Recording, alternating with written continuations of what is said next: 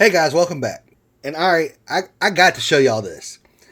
Former White House Press Secretary Jen Psaki, I can't even say her last name. Psaki, I guess? I don't know. Breaking down live on TV. Roll it. And all they should be hoping to do is have someone to sit with at lunch or someone to play with on the playground. And they should be waiting to hear an update when they get home. And that is not what these parents at the school experience today. Sorry, this is a tough one. Having your child killed while they are sitting in a pew for a morning prayer service is not what any parent should have to worry about. And I have felt a mixture of anger and a lot of anger and emotional exhaustion about this today, as I'm sure many of you have, because we have been here so many times. So many times.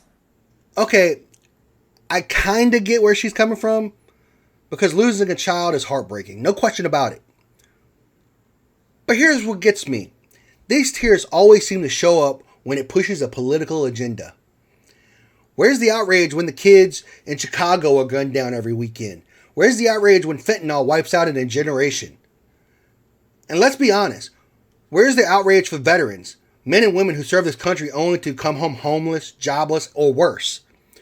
Over 6,400 veterans took their own lives in 2022. And that's just one example. And that number keeps climbing. That's around 18 people a day. And some estimates put it closer to 44 when you factor in overdoses and things of that nature. But no tears on TV for them. No outrage. And in fact, they hate the military right now. And instead of showing compassion for all these other tragedies, here's what Psaki decides to attack. The idea of prayer itself. Roll it. And yet again, like clockwork, half of the politicians in our country have little more to offer than thoughts and prayers. That is all they are offering.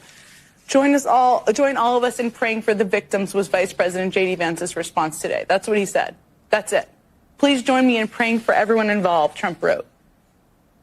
We have seen this play out over and over again. There is a shooting, then come the thoughts and prayers, and then comes the attempt to shift the focus. This is what always happens. You're going to start seeing narratives. You're already seeing them. They're already out there about how the shooter was trans. You're going to see narratives about how the shooter appeared to be anti-Trump and anti-Semitic and clearly was in the midst of a mental health crisis. There's no question about that. But here's the thing. People, unfortunately, all over the world, and people filled with plenty of political hate all over the world. And mental health issues are not unique to the United States. And yes, we should do more to address them. But it's also an issue all over the world. But this is the only country where shootings like this one happen this often. The United States not only has the highest rate of gun violence of any country in the world, it's become a leading cause of death for young people and teenagers in this country. That should make everybody angry. Weaponizing the shooter's identity is meant to distract from what matters. That is what they are doing, trying to distract from what matters. See, this is the part that burns me. They mock thoughts and prayers like it's a joke. So what exactly does she expect? You want Congress to draft a 300-page bill while families are still identifying the bodies and laying their people to rest? Prayer isn't weakness. Prayer is a lifeline. And anybody will tell you, in combat zones, in hospital rooms, at funerals, when tragedy hits, people don't cry out to politicians. They cry out to God. There's a reason the military has a saying that goes, there are no atheists in a foxhole. When the rounds start flying over your head and life is on the line, prayer is exactly what people turn to. Yet these same folks mock it when it doesn't fit their narrative. Mocking prayer isn't strength, it's shallow. And it tells you everything you need to know about their priorities. And of course, once they're done mocking prayer, they go straight to the legal agenda. Gun control. Roll it. Here's what matters. Today's shooter bought the rifle, handgun, and shotgun they used to do what they did today legally. We live in a country with more guns than people, where there are not universal background checks, there are not bans on assault weapons, and it is far too easy to buy a gun. It's the guns, everyone. It's not really a secret. There are a lot of things to feel outraged about right now, and I really... And here we go again. It's the guns. How is an inanimate object to blame? By that logic, Pens misspell words. Spoons make people fat. Cars drive drunk. And computers hack themselves. Everybody knows that's nonsense. But blaming the tool is easier than confronting the truth. We've got the Second Amendment for a reason. It's not about hunting. It's about freedom and defense. We have more guns in this country than anywhere else in the world.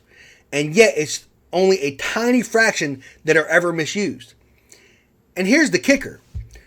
When I was in high school, half the parking lot was pickup trucks with rifles and shotguns hanging in their back windows. The only rule was they couldn't be loaded. Guys would hunt before class and after class. And guess what? No one shot up the school. Mass shootings were not a thing back then. And just to put this in perspective, when I was in high school, social media didn't exist. The internet, as we know it, wasn't around. Windows 98 had just come out when I was in my sophomore year of high school. If that tells you anything. In 1998 is when Columbine, which was the first mass shooting that ever happened. Kids weren't being bombarded with social media, TikTok, and constant outrage cycles. What changed wasn't the guns. It was the culture. So if the guns didn't change, so what changed? The culture changed. Faith, discipline, family, respect for life. That's what eroded. And you know who actually pushed back on Psaki for mocking prayer? Karoline Leavitt, if I said her name right. At the White House. Roll it. Reagan. Thanks, Caroline. I have two questions for you. Sure. Democrats, including former White House Press Secretary Jen Psaki and Minneapolis Mayor Jacob Frey, attacked prayer and pushed gun control in the aftermath of yesterday's shooting. What's the White House's response to their comments? Yes, I saw the comments of my predecessor, Ms. Psaki, and frankly, I think they're incredibly insensitive and disrespectful to the tens of millions of Americans of faith across this country who believe in the power of prayer, who believe that prayer works, and who believe that in a time of mourning like this, when beautiful young children were killed while praying in a church, it's utterly disrespectful to deride the power of prayer in this country, and it's disrespectful to the millions of Americans of faith. And I would encourage Ms. Psaki to pray for these families themselves who need it right now more than ever. And she's right. Dismissing prayer is disrespectful, not just to Christians, but to the millions of Americans who know that prayer works. I've seen real tears. Marines burying brothers, fathers burying sons, and true loss. That's sacred. But crying on TV while mocking faith is hollow and disrespectful. And don't forget, before guns ever existed, Cain killed Abel with a rock. Evil doesn't need a gun. Evil will use whatever tool it can find. Rocks, knives, swords, bombs. The problem isn't the weapon. The problem is the heart. And here's the reality. And I've said this for years. If you outlaw guns, only outlaws will have guns. Criminals and those intent on doing evil or doing something wrong or breaking the law don't care about your laws. They are criminals. They'll always find a way to do whatever it is they want to do, whether it's doing harm, stealing, whatever it is. And these are the same people who chant, defund the police, bash law enforcement, yet the moment something happens, who do they call? They don't call their local drug dealer. They don't call the bum on the street. They call the cops. And don't miss the hypocrisy. These are also the very same politicians and media figures with armed security protecting them while they spout this nonsense, and so you can't protect your family. And that's exactly what Jesse Waters called out. When the shooter doesn't fit the narrative, the media scrambles to spin it. Roll it. Suicidal transgender who hates Trump's Christians and Jews shoots up kids at a Catholic school, and the media wants to take away your handgun. So how are we supposed to protect ourselves from trans shooters? The media is bad at pattern recognition. We aren't. Just 2 years ago, another trans 20-something walked into a Christian school in Nashville with a rifle and shot 3 kids and 3 adults. They buried the manifesto and locked down the case. We've seen trans shootings in Colorado and in Maryland. They even shot up an ICE facility in Texas. And it seems like half of Antifa's trans. A couple of they-thems just got popped for firebombing Teslas. The mayor of Minneapolis says you can't say that. Anybody who is using this as an opportunity to villainize our trans community or any other community out there has lost their sense of common humanity. We should not be operating out of a place of hate for anyone. We should be operating from a place of love for our kids. I don't hate anyone who thinks they're trans. I feel sorry for them. But statistically, the trans population has been prone to violence. That's not villainizing, that's reality. And if you can't recognize reality, you're in danger. We love the American people, especially American children. And if they're troubled and believe they're somehow a girl trapped in a boy's body, we want to get them help. We don't want to give them hormones and operate on them. Society shouldn't be trying to produce more trans kids. We shouldn't be encouraging an emotional disorder or whatever this is. And doctors should stop profiting from it. Great Britain ended child sex change surgeries. They said it's barbaric, and they're right. And politicians should stop elevating the trans issue like it's the civil rights struggle of the 21st century. You see it all over Minneapolis. Minneapolis will continue to be a safe haven for our trans community. For being a safe haven for transgender individuals. We have sued them for gender-affirming care. Yes, we are not going to scapegoat our transgender community. When our children tell us who they are, it is our job as grown-ups to listen and to believe them. So when your 9-year-old tells you he's a horse, do you let him sleep out in the barn and eat hay? What are we doing here? Just a few years ago, the psychiatric community classified transgenderism as a mental illness. Then doctors went woke and removed it as a condition, and now millions of young Americans are identifying themselves as trans and getting high fives. When someone has an illness, we should treat it instead of affirm it.